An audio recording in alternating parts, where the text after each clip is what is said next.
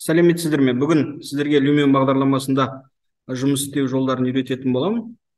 Люмен бағдарламасы SketchUp-та, Archicad-та және Revit сияқты бағдарламаларда жасалынған жобаларды рендерлеуге, яғни өңдеуге жасауға арналған. Бұл көп жағдайда ғимараттарды презентациялауға және яғни бұл жерде мына стрелканың көмегімен өзімізге қажетті объектілерді жаңағы SketchUp, Lumen және де басқа да программаларда көрсетілген объектілерді осы жерге жақындатамыз. Ол үшін мына жақтағы импорт деген батырманы басамыз.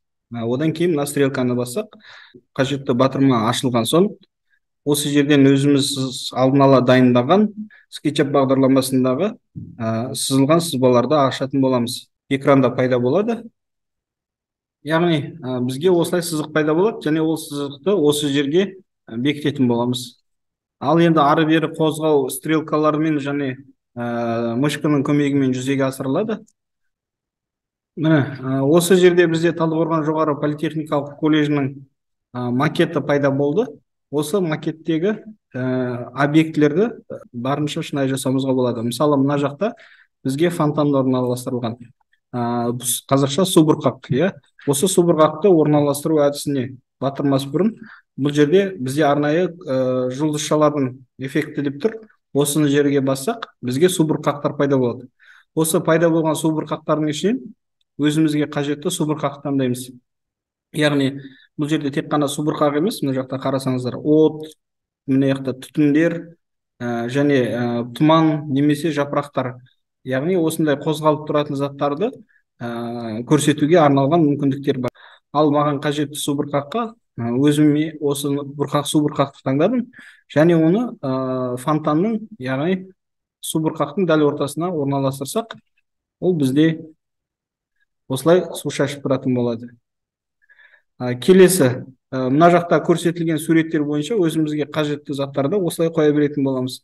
Мысалы, мына жақта адамдар, иә, адамдардың көптеген түрлері көрсетілген. Мына жақта әрбір суретті ашу арқылы кішкентай балалар, жануарлар, үй жануарлары.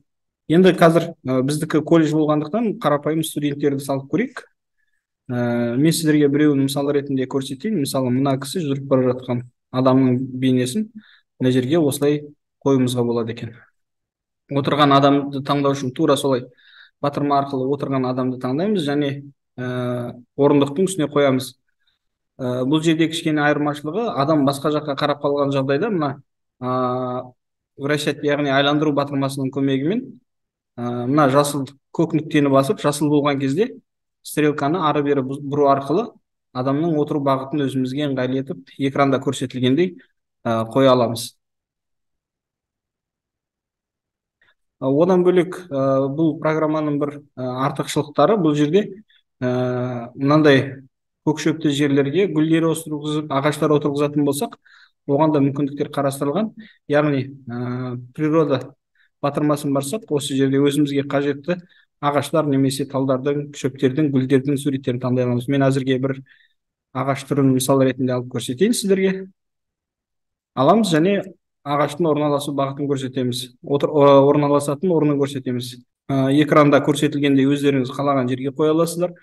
Олардың аралық қашықтықтарын анықтай аласыздар. Тура солай гүлдерді де қоюымызға болады екен. Ол үшін мен сіздерге гүлдерді көрсетейін. Өзімізге қажетті гүл мөлшерін таңдап аламыз. Одан бөлек судың ортасында өсетін гүлдер бар және де басқа да гүлдердің көптеген түрлері көрсетілген. Енді соның ішінен өзімізге қажеттісін таңдап, қажетті орындарға осылай орналастыратын боламыз. Мына жақта камера деген кнопка бар, фото деп тұр. Осы фотоны бассаңыздар, сіздер суретке түсіре аласыздар. Фотоны басқан кезде экранда мынандай суреттер пайда болады. Яғни осы жерден жаңағы 4 стрелканың көмегімен және мышканы пайдалана отырып, өзімізге керекті ракурс таңдап аламыз. Және осы жерден суретке түсу батырмасы, яғни Ctrl+1 десек, бұл бізде бірінші фото. Және тағы да басқа бір ракурстарды таңдап, Ctrl+2 деп, екінші фотоны. Осылай бірнеше фотоларды таңдай аламыз. Енді түсірілген фотоларды сохранить ету үшін мына жақтағы жасыл картинкалардың суретін таңдаймыз. Енді біз бұл жерде фотосетті таңдасақ, бірнеше фотоны бірнеше бірден сохранить етуге болады, сақтауға болады. Енді осы жерде 4 түрлі батырма көрсетілген. Яғни бұл оңнан солға қарай фото сапасының жоғарылығын көрсетеді. Біз енді рендер батырмасын басып сохранить етеміз және сақтаймыз, және сақтауға арналған папканы көрсететін боламыз. Мен қазір рабочий стол таңдадым. Енді суретке өзіміз атау береміз. Және сохранить батырмасын басамыз. Осы кезде бізде суреттеріміз сақталатын болады. Мынау біздің бірінші суретіміз, мынау біздің екінші суретіміз.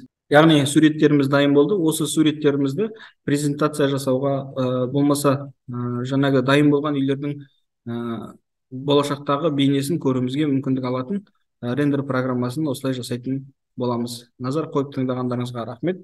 Сау болыңыздар.